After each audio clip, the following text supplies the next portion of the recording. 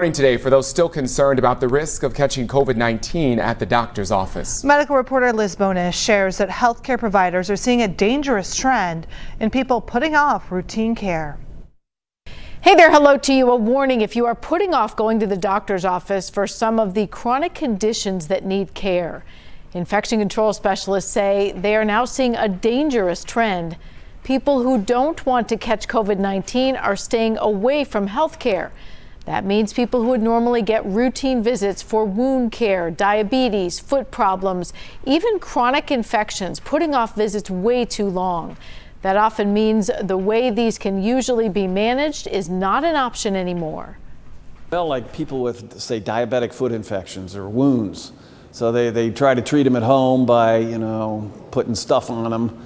But they get infected anyway, and they come in with much worse infections and end up having to have terrible things like amputations rather than just a course of antibiotics, which could have cleared it up had they come in a little bit earlier. 100,000 people may have died from COVID, but we're worried 100,000 more are going to die from lack of care because they got scared of COVID. So I think that's a real issue.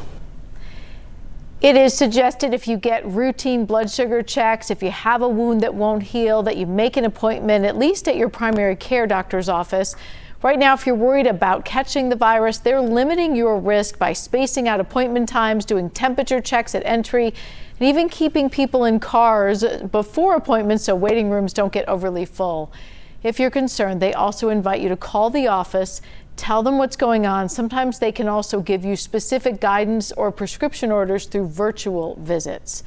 I'm medical reporter Liz Bonis. We'll throw it back to you. All right, Liz, thank you so much.